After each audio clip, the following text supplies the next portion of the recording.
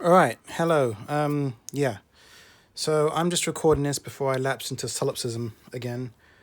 So I'm just going to be going over the chess mechanics and the poker mechanic, for lack of a better term.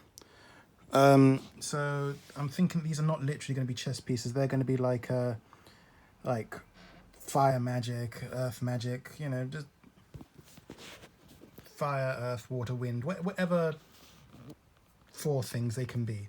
Because in my version, I'm going to make a crappy version of Shadowrun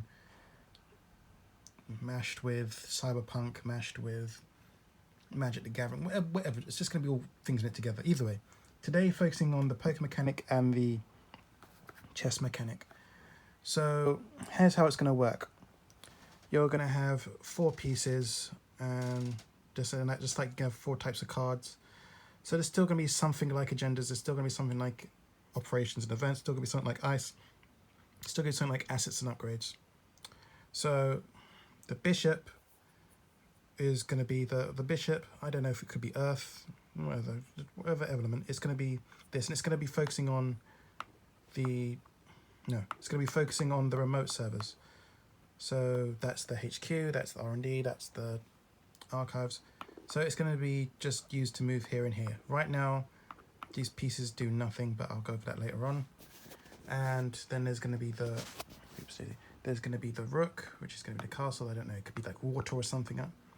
Fire, whatever it could be. It's just the rook, and it focuses on central servers. So 1, 2, 3, right now.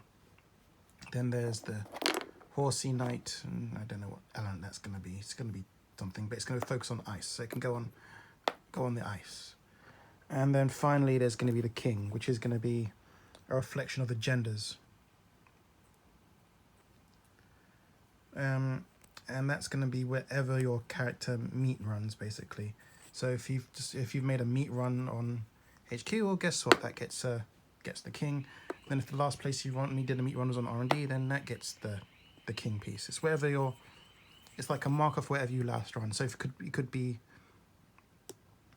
on the central server. If you jack out, if you meet run past the ice and you just decide to stop, then yeah, it goes on there. It's just basically what these pieces are meant to represent. They're meant to represent an intention. So for example, let's take account siphon. That's the one where you run on HQ, and then if you're unsuccessful, you take, for every credit you steal from the corporation, you gain 2, and then you gain 2 tags. Normally you would just, in the original game, you'd just run on HQ, and then that would be that. And if you get to HQ, you get to HQ. But for my intentions, you'd probably have to meet run on HQ, and you couldn't just meet run on HQ. It'd only work if like the rook was on HQ first, or if you want to be a real bastard, unless you got the king on HQ.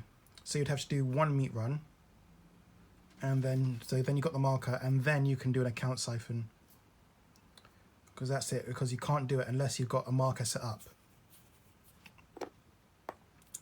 And it's just to make things a bit more deliberate, and it allows for more powerful cards.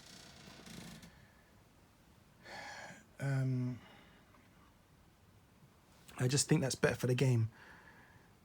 Well, because then it allows the corporation to have cards that say, oh, if your server is marked, then you can do X, Y, and Z. Or if your server is not marked, you can do X, Y, and Z. Now, to counter this, we're going to have the poker mechanic. Now, your runner is going to have like its own suit. Like, let's say King of Hearts.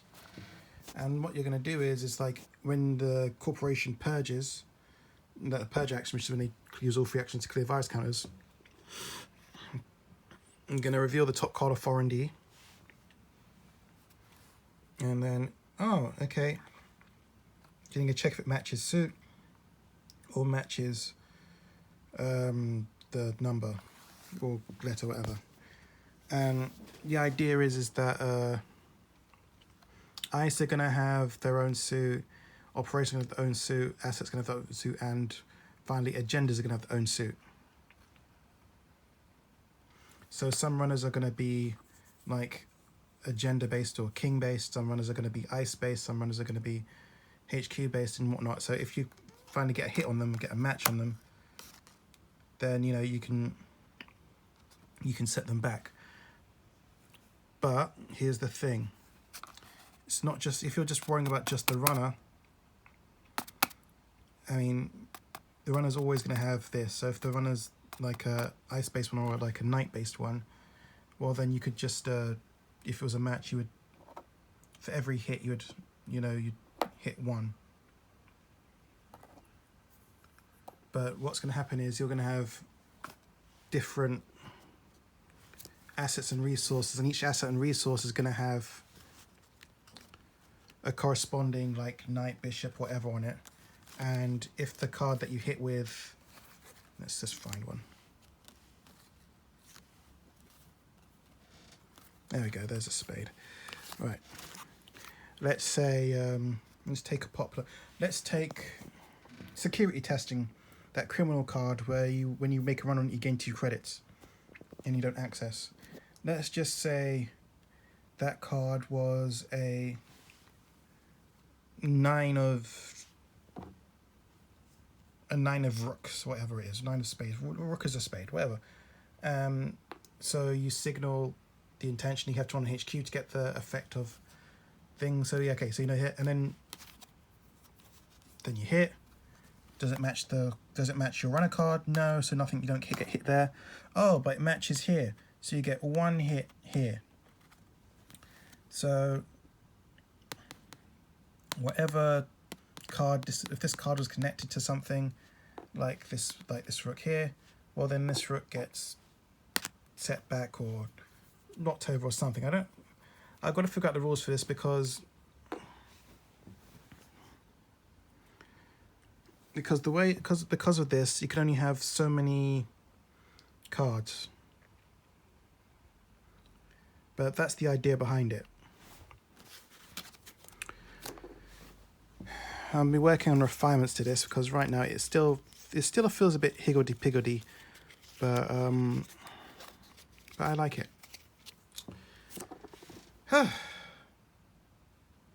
Gosh, this game design malarkey is really difficult.